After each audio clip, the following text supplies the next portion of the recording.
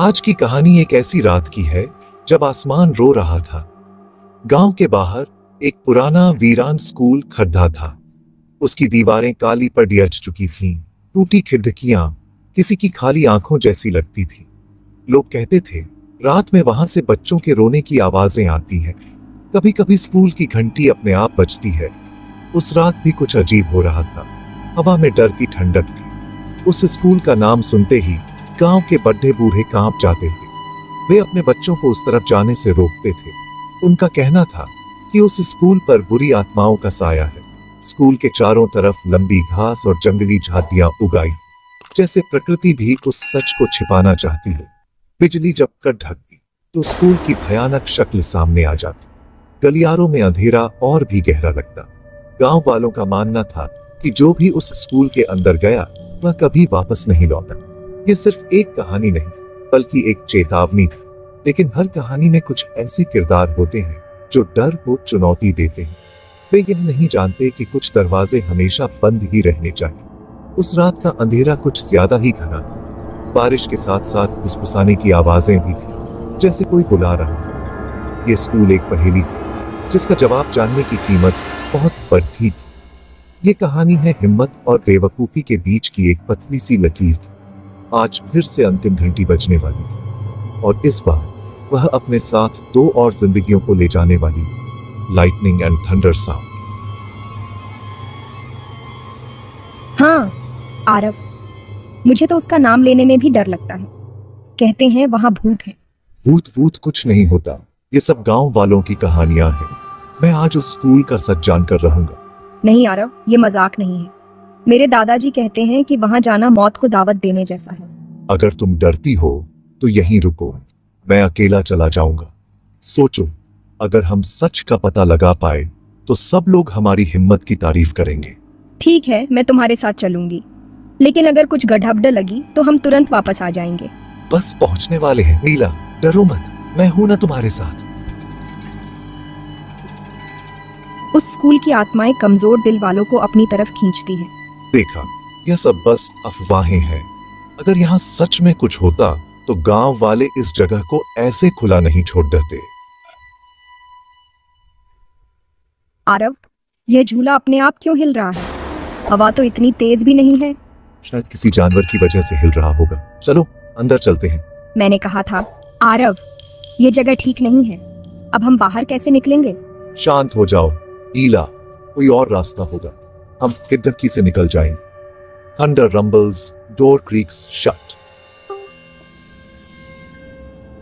गलियारे में आगे बढ़ते हुए हमें एक बेंच पर ताजा खून दिखा। खून की बूंदें फर्श पर टपक रही थी। सन्नाटा और गहरा हो गया। डर से ये खून कहां से आ रहा है? यहाँ तो हमारे सिवा कोई नहीं है। हमने बेंच से दूर हटकर आगे बढ़ना शुरू किया। तभी दीवार पर बच्चों की परछाइयां चलती दिखीं, लेकिन वहां कोई नहीं था। सिर्फ उनकी परछाइयां थीं, जो टॉर्च की रोशनी में दीवार पर नाच रही थी। घबराकर चलो, जल्दी यहाँ से बाहर चलते हैं। हम भागकर एक कक्षा में घुस गए। कमरा धूल और जालों से भरा था। एक कोने में पुराना टेडी बेयर पड्डीढ़ा था। धीमे से, शायद ये बच्चों की कोई भूली हुई चीज होगी। नीला ने उसे छुआ तो उसमें से सड़ी हुई मांस की बदबू आई। टेडी बेयर की आंखों की जगह खाली गड्ढे थे। धीमी फुसफुसाहट, खेलो, हमारे साथ खेलो। तभी ब्लैक बोर्ड पर खुद ब खुद लिखा गया, स्वागत है। नीचे गिनती थी 1, 2, 3, 35, फिर 36 और 37। कमरे में वक्त जैसे रुक गया था। दीवारों पर बच्चों के चित्र लगे थे, जिनमें एक स्कूल जलता दिखाया गया था। नीचे लिखा था, बचाओ। धीरे से। आरव, देखो, इस डेस्क पर नाम खुदा है, रोहन। ये वही बच्चा था जो कभी नहीं मिला था। यहाँ एक डायरी रखी है।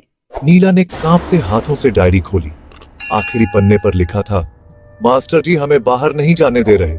आज हमारी आखिरी क्लास है। गूंजती फुसफुसाहट, हमारे साथ रहो हमेशा के लिए। कमरे का तापमान अचानक गिरने लगा। खिड़कियों पर बच्चों के हाथों के निशान बनने लगे, जैसे वे बाहर निकलना चाहते। अब हमें समझ आ गया था, हम एक कब्र में कैद हो चुके हैं। शांति, धीमी भारी आवाज में, स्वागत है बच्चों। मैं तुम्हारा ही इंतजार कर रहा था। मेरी कक्षा आज पूरी होगी। मैंने पूछा, तुम कौन हो और तुमने उन बच्चों के साथ क्या किया? हंसते हुए, मैं उनका शिक्षक हूं। वे कहीं नहीं गए, वे यहीं हैं मेरे साथ। उस रात स्कूल बंद होने वाला था। मैं अपने बच्चों को खोना नहीं चाहता था, इसलिए सबको हमेशा के लिए यहीं रख लिया। उसने ब्लैक बोर्ड पर लिखा 36 आरव 37 नीला। ठंडी संतुष्टि से आज मेरी कक्षा पूरी हो गई। धीरे धीरे आ जाओ, हमारे साथ आ जाओ। आत्माएं हमें घेरने लगी।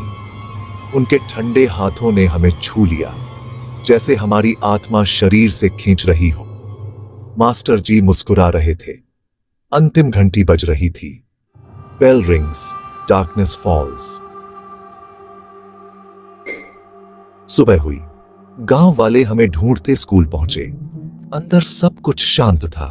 2 बच्चों के शरीर एक कक्षा में पड़ीडीडीचे थे, लेकिन किसी ने नहीं देखा। हमें गुमशुदा मान लिया गया। धीमी खाली आवाज में समय बीतता गया। स्कूल अब और भी डरावना लगने लगा था। कोई बच्चा अब उस तरफ देखने की भी हिम्मत नहीं करता था। धीमे रहस्यमयी स्वर में, अगर कोई ध्यान से देखे तो उसे 2 नए चेहरे दिखाई देंगे, एक लड़की का और एक लड़की। उनकी आंखें खाली हैं। वे बाहर की दुनिया को ऐसे देखते हैं जैसे वे वापस आना चाहते हों, लेकिन आ नहीं सकते। हम अब उस स्कूल का हिस्सा हैं। मास्टर जी की कक्षा के नए छात्र हमेशा के लिए वहां फंस चुके हैं। धीरे, लगभग फुसफुसाते हुए, कहानी खत्म नहीं हुई है। यह तो बस एक और अध्याय था। स्कूल की कहानी तब तक चलती रहेगी जब तक मास्टर जी की आत्मा को शांति नहीं मिलती। अगली बार जब आप किसी वीरान जगह को देखें तो सावधान रहिए। हो सकता है वहां की अंतिम घंटी आपके लिए बज रही हो।